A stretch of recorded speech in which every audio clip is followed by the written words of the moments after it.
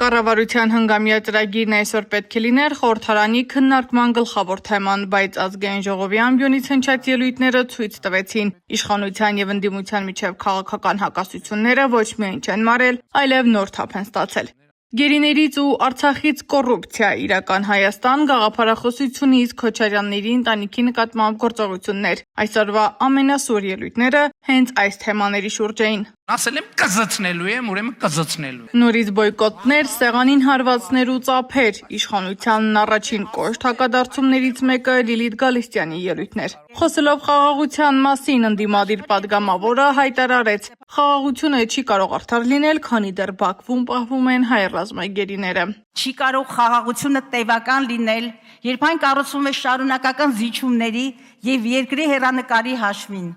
Չի կարող խաղաղությունը արդար լինել եւ այս պահին Բաքվում հայ ռազմագերիներ կան եւ դատվում է Արցախի ռազմաքաղաքական ղեկավարությունը։ Դատվում է Հայաստանի Հանրապետության եւ մեզանից յուրաքանչյուրի արժանապատվությունը։ Ոչինչ չէ այն խաղաղությունը կամ այն համաձայնագիրը խաղաղության, որը չի ներառում գերիների եւ բռնի տեղահանվածների վերադարձի խնդիրը։ Եթե Գալստյանի ելույթի առանցքում Արցախն ու գերիներն էին, Մեսրոպ Մանուկյանը Փաշինյանին ուղղված իր խոսքում կենտրոնացավ կոռուպցիայի վրա։ Սպասել եմ այսօրվան Փաշինյանի աչքերի մեջ նայելով բարձրացնեմ Երևանի կոռուպցիոն հարցերը, հայտարարեց պատգամավորը։ Մի հատ ուրիշ հարց ուզում եմ ձեզ տալ, պարոն Փաշինյան։ Զարուհի Մաթևոսյան, ձեր աշխատակազմի ղեկավարի տեղակալը, իր ամուսինը վաճառում է Երևան քաղաքին մանեթնիկները, կոպեկը, որ գցում են ավտոբուսների, շուրջ 140,000 դրամով։ Իրական շուկայական արժեքը 40,000 դրամել չի, առնվազն 500 հատ վաճառել են։ Ձեր կոռուպցիայի զերծ պետության հաստատման շրջանակներում։ Բայց կառավարության ծրագրի քննարկումը շատ արագ դուրս եկավ ծրագրի բովանդակության շրջանակից։ Խորհրդարանի ամբիոնից հնչող հայտարարությունները կապվեցին առավոտյան տեղի ունեցած աղմկահարույց գործողությունների հետ։ Առավոտյան իրավապահները խուզարկել էին Հայաստան խմբակցության պատգամավոր Լևոն Քոչարյանի բնակարանը։ Ավելի ուշ հակակոռուպցիոն կոմիտեն հայտարարեց քրեական վարույթի շրջանակում ձերբակալվել է 6 անձ, այդ թվում Ռոբերտ եւ Սեթրակ Քոչարյանները։ Մարտի 1-ի գործը բացահայտված է։ Հայաստանի իրավապահ համակարգը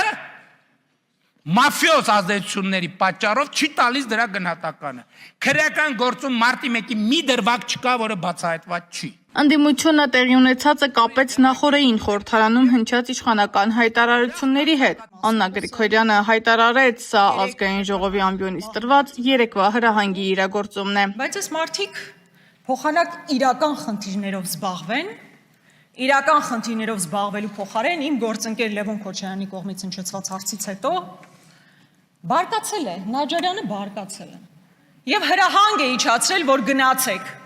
Պետք է բոլորը նստեն։ Եվ այդ հրահանգը շատ ուղիղ է հնչում, այնպես չէ, որ սենց ձևականություններ են ուզում անեն, ձևը ուզում են պահեն։ Չէ, ուղիղ հնչեցվում է հրահանգ, որ պետք է գնալ այս մարդկանց տուն, մտնել իրենց տները, կալանավորել, ձերբակալել։ Իշխանության պատասխանն էլ չուշացավ։ ՔՊԱ-ականները ընդդիմության մեղադրանքներին հակադրեցին իրական Հայաստանի օրակարգը, պնդելով, որ քաղաքացիներն իրենց քվեն տվել են հենց այդ տեսլականին։ Այո, սա վրեժխնդրություն է, սիրելի բարեկամներ։ Արդարադատությունը ժողովրդի վրեժխնդրությունն է, ձեր նմաններից։ Եվ մենք վրեժխնդիր ենք լինելու Ռոբերտ Քոչարյանին,